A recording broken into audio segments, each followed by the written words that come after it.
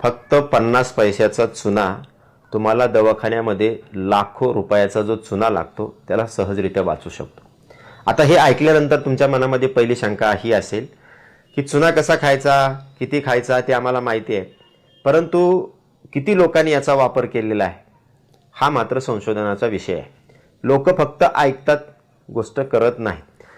कॅल्शियमची कमतरता आहे, तुमच्या शरीरामध्ये हाडं ठिसूळ झालेले आहेत, हाडामध्ये कटकट असा आवाज येतो, गुडघ्यादुखीचा त्रास आहे, मणक्याचा त्रास आहे, मणक्यामध्ये गॅप पडलेला आहे, हातापायाला मुंग्या येतात, फ्रोझन शोल्डरचा त्रास आहे, शरीरामध्ये कोलेस्ट्रॉल वाढलेला आहे, त्याचबरोबर ट्रायग्लिसराईड शरीरामध्ये वाढलेला आहे, ॲसिडिटी खूप होते, अन्न पचत नाही। या सर्व समस्या तुमच्या या चुन्याने सहजरित्या निघून जाऊ शकतात। परंतु लोकांना हे वापरण्यामध्ये बऱ्याच शंका असतात, लोक ऐकतात पण करत नाही। या सर्व गुडघेदुखीचा, मानदुखीचा किंवा मणक्यामध्ये गॅप असेल तर दवाखान्यामध्ये जाऊन या मोठ्या आकाराच्या गोळ्या खातात कॅल्शियमच्या, आणि ते खाताना कुठलाही विचार करत नाही। जे नैसर्गिक आहे ते मात्र खाताना लोक विचार करतात, शंका घेतात। तर असा कुठल्याही प्रकारचा चुन्याचा परिणाम होत नाही। फक्त मी सांगितलेल्या पद्धतीने जर तुम्ही चुना खाल्ला तर तुम्हाला कुठल्याही प्रकारची समस्या न जाणवता अगदी फक्त 50 पैशाच्या चुन्यामध्ये तुमच्या हातापायाला येणाऱ्या मुंग्या पूर्णपणे निघून जातील। तुमच्या मणक्यामध्ये जर गॅप असेल तर तो गॅप पूर्णपणे भरून येईल, गुडघेदुखीचा त्रास निघून जाईल, कंबरदुखीचा त्रास निघून जाईल, हाडं ठिसूळ झालेले असतील तर ते चांगल्या रीतीने होतील। सर्वात महत्त्वाचं म्हणजे लिव्हरची तुम्हाला काही समस्या असेल, लिव्हर सिरोसिस बऱ्याच जणांना असतो, दारूचं व्यसन केल्यामुळे लिव्हरला प्रॉब्लेम आलेला असतो, या सर्व समस्या या चुन्याने पूर्णपणे निघून जातील। तर हा चुना किती प्रमाणामध्ये खायचा आहे, कसा खायचा आहे, कोणत्या वेळेला खायचा आहे आणि कोणत्या व्यक्तीने खायचा नाही, या सर्व प्रश्नांची उत्तरं मी तुम्हाला या व्हिडिओच्या माध्यमातून देणार आहे। कॅल्शियम कार्बोनेट ज्याला आपण म्हणतो, निसर्गामध्ये नैसर्गिकरित्या आढळणारं, जे आपल्या शरीराला पचतं, आपल्या शरीराला लागू होतं, अशा प्रकारचं कॅल्शियम याच्यामध्ये असतं। दवाखान्यामध्ये आपण जातो, कॅल्शियमच्या मोठमोठ्या गोळ्या खातो, त्याच्यामध्ये कॅल्शियम घटक असतो, त्याचबरोबर इतरही घटक असतात आणि ते प्रोसेस केमिकल टाकून तयार केलेलं असतं। त्यामुळे ते आपल्या शरीराला कदाचित लागू सुद्धा होत नाही। आणि आपण असं सांगतो, इतक्या कॅल्शियमच्या गोळ्या खाल्ल्या, इतके उपाय केले, परंतु माझ्या मणक्यातला गॅप भरून आला नाही, हाडाची ठिसूळपणा आमच्या गेला नाही, गुडघेदुखी गेली नाही, हाडांचा कटकट आवाज गेला नाही।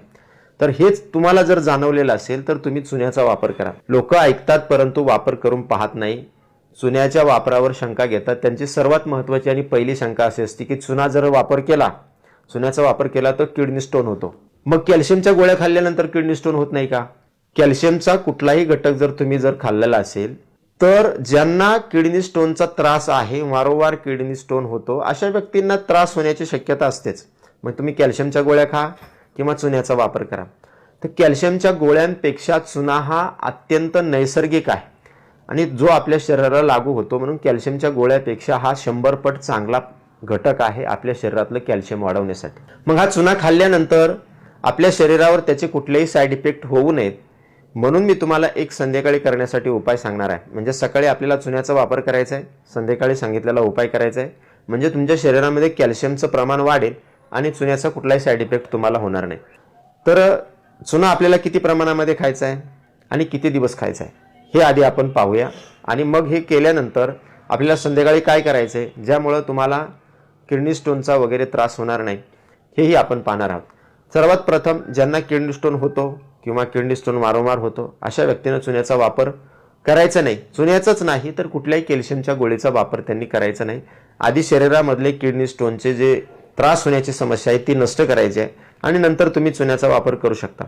चुन्याचा वापर इतर सर्व व्यक्तींना करता येतो, फक्त ज्यांना किडनी स्टोन आहे त्यांनी सोडून बाकी सगळ्यांना तो वापर करता येतो। किती प्रमाणात करायचा आहे तर चुन्याचा अगदी आपण ज्वारीच्या दाणे एवढा किंवा गहू असते आपल्या सर्वांच्या घरामध्ये, गव्हाच्या दाण्याच्या अर्धा चुना घ्यायचा आहे। म्हणजे 1 ग्रॅमपेक्षाही आपल्याला खूप कमी चुना आपल्याला घ्यायचा आहे, जो एकदम नगण्य आहे। बारीक गोळी आपल्याला साबुदाण्याच्या गोळी एवढा चुना आपल्याला घ्यायचा आहे। तर तो चुना आपल्याला कशा पद्धतीने घ्यायचा आहे तर सकाळी उठल्याबरोबर आपल्याला तो चुना एकतर पाण्यामध्ये घ्यायचा आहे, 1 ग्लास पाणी घ्या, त्याच्यामध्ये चुना तो टाका, तेवढी गोळी चांगल्या रीतीने हलवून घ्या आणि पिऊन घ्या। नाहीतर काय करायचं, एक खाऊचं पान आणायचं, नागवेलीचं पान, त्या पानामध्ये ती चुन्याची गोळी टाकायची आणि सकाळी उठल्याबरोबर चावून चावून खायची। सलग तुम्ही 10 ते 11 दिवस हा उपाय करा। तुमच्या हाताला येणाऱ्या मुंग्या पूर्णपणे निघून गेलेल्या दिसतील, ॲसिडिटी तुम्हाला होत असेल, अन्न पचत नसेल, तर ते पूर्णपणे पचायला लागेल. कारण चुना जो असतो तो आम्लारी धर्मी गुणधर्माचा असतो, ज्याला आपण बेसिक त्याला म्हणतो, ॲसिडिक आणि बेसिक. तर शरीरामधले ॲसिडिटी, पित्त नष्ट करण्याचं काम करतं. शिवाय कोलेस्ट्रॉल तुमच्या शरीरामध्ये झालेलं असेल तर कोलेस्ट्रॉल नष्ट करतं. तुमच्या शरीरामध्ये नैसर्गिकरित्या कॅल्शियम वाढवण्याचं काम हा चुना करतो, ज्यामुळं तुमच्या मणक्यामध्ये गॅप असेल तर तो भरून येतो. हाडं ठिसूळ झालेले असतील तर मजबूत होतात. दात तुमचे दुखत असतील तर दात सुद्धा दुखायचं थांबतं. हा चुना तुम्हाला सांगितलेल्या पद्धतीनं 10 दिवस सकाळी उपाशीपोटी आपल्याला ते घ्यायचं आहे. उपाशीपोटीच घ्यायचं आहे आणि कुठल्याही व्यक्तीला घेऊ शकतो. लहान मुलगा असेल तरी सुद्धा त्या प्रमाणामध्ये ते घेऊ शकतात. याने बुद्धीसुद्धा चांगल्या रीतीनं तेज होते. शरीरातलं कोलेस्ट्रॉल नष्ट होतं, ट्रायग्लिसराईड नष्ट होतं. बऱ्याच लोकांना जांघेमध्ये त्वचारोग होण्याची समस्या असते आणि वारंवार उपाय करूनही परत परत त्वचारोग होतो. त्यासाठी हे मोठमोठ्या गोळ्या लोक खातात, वर्षे इलाज करतात, परंतु परत परत ते होतं. अशी समस्या असेल तर त्यासाठी चुना अत्यंत महत्त्वाचा आहे. अशा व्यक्तींना सुद्धा 10 ते 11 दिवस सांगितलेल्या प्रमाणामध्ये, म्हणजे साबुदाणा, बारका साबुदाणा असतो त्याच्या एका गोळी एवढा आपल्याला चुना घ्यायचा आहे. 1 ग्लास पाण्यामध्ये टाकून सकाळी उपाशीपोटी पाण्याबरोबर तो घ्यायचा आहे. किंवा खाऊच्या पानामध्ये फक्त चुनाच टाकायचा आहे, बाकी काही टाकायचं नाही त्या पानामध्ये, आणि चावून चावून खायचं आहे. असं केल्यानंतर या समस्या पूर्णपणे नष्ट होतात. आता चुना खाल्ल्यानंतर संध्याकाळी काय करायचं आहे? सकाळी तुम्ही उपाशीपोटी हे करणार आहे, संध्याकाळी काय करायचं? झोपण्याच्या आधी 1 ग्लासभर कोमट पाणी आपल्याला करून घ्यायचं आहे आणि त्या 1 ग्लास कोमट पाण्यामध्ये 1 चमचाभर तूप टाकायचं आहे आणि ते तूप त्या कोमट पाण्यामध्ये चांगल्या रीतीने मिक्स करून संध्याकाळी झोपण्याच्या आधी आपल्याला ते प्यायचं आहे.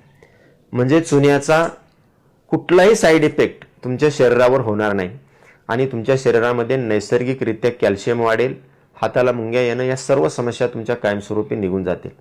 तुम्ही कॅल्शियमच्या गोळ्या जरी खात असाल तरी सुद्धा तुम्हाला संध्याकाळी झोपण्याच्या आधी 1 ग्लासभर कोमट पाणी करायचे, त्याच्यामध्ये 1 चमचाभर तूप टाकायचं आहे. तूप कोणतंही असेल, गाईचं असेल, म्हशीचं असेल तरी चालेल. गाईचं असेल तर सर्वोत्तम आहे, नसेल तुमच्याकडे उपलब्ध तर म्हशीचं सुद्धा वापरू शकता. 1 चमचाभर तूप त्याच्यामध्ये टाका, झोपण्याच्या आधी घ्या. कॅल्शियमच्या गोळ्यामुळं जो किडनीवर परिणाम होणार आहे तो सुद्धा तुमच्या निघून जाईल. मुलांची उंची वाढत नसेल ते सुद्धा याने वाढते, कारण नैसर्गिकरित्या कॅल्शियम तुमच्या शरीरामध्ये निर्माण व्हायला लागतं. अनेक समस्या तुमच्या शरीरामधल्या सहजरित्या निघून जातात. म्हाताऱ्या माणसांना बघा, कॅल्शियमच्या गोळ्या दिल्या तर त्यांच्या हाडाची कटकट थांबत नाही, हाडांमध्ये कटकट असा आवाज येतो, गुडघेदुखीचा प्रचंड त्रास होतो. अशा व्यक्तींना सुद्धा हा चुना अवश्य वापरला पाहिजे. चुना वापरायला घाबरायची गरज नाही. चुना हे नैसर्गिक आहे. तर तुम्ही करून बघा, 10-11 दिवस करून बघा. हाताला मुंग्या येणं, मणक्यातला गॅप असेल, कंबरदुखीचा त्रास असेल, गुडघेदुखीचा त्रास असेल, युरिक ॲसिड वाढला असेल, ट्रायग्लिसराईड वाढला असेल किंवा कोलेस्ट्रॉल वाढला असेल, एवढंच नाही तर वजन कमी करण्यासाठी सुद्धा हे खूप महत्त्वाचं आहे. वजन सुद्धा तुमचं खूप फास्ट रीतीने याने कमी होतं.